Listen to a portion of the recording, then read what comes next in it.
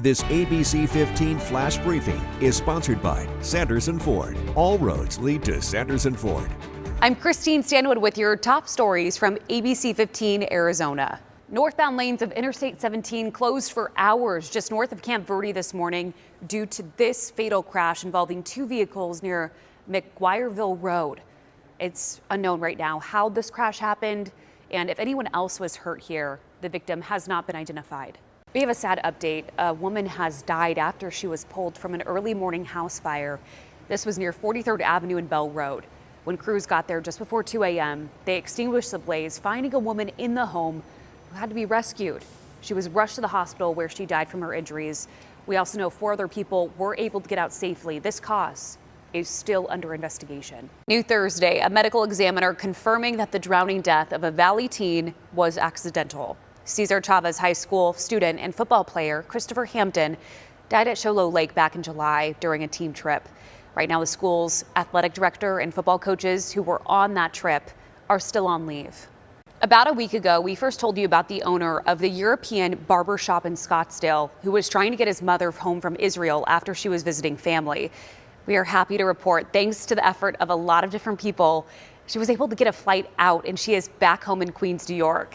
We were there to hear 73-year-old Maria explain to her son, Raphael, in her native Russian language, what it was like when those sirens went off as she raced to an underground bunker, unsure on when or if they'd come back up.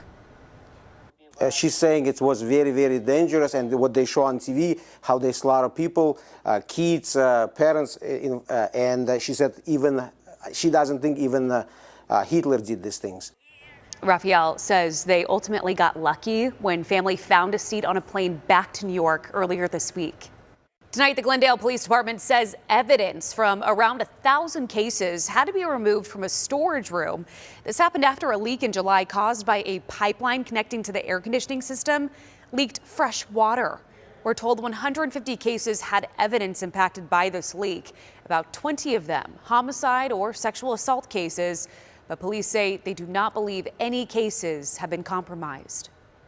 We would take those out if it's, say, a shirt or something like that that may have evidence on it, or blood or DNA or something like that. Those items were taken out, again, dried, and then repackaged.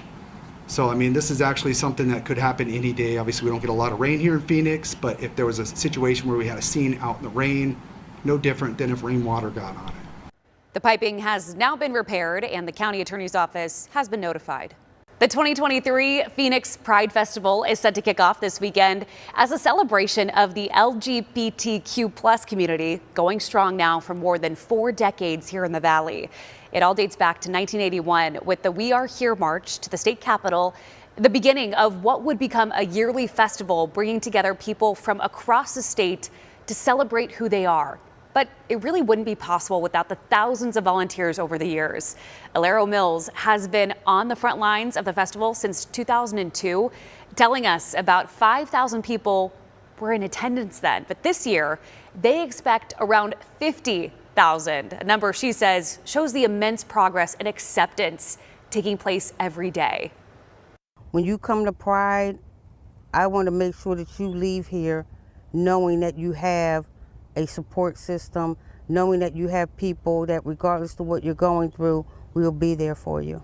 The festival starts Saturday and it culminates all weekend with the extremely popular Pride Parade kicking off at 10 a.m. Sunday. Now, that's more like it. The Arizona Diamondbacks bouncing back today to take Game 3 of the NLCS and cut the Philly series lead to just 1 game. They'll look to even things up at Chase Field tomorrow night, and at last check, tickets are still available, but they'll set you back just a little bit. Upper level seats start at $140. We also have information on Valley watch parties at ABC15.com. First pitch set for 5:07.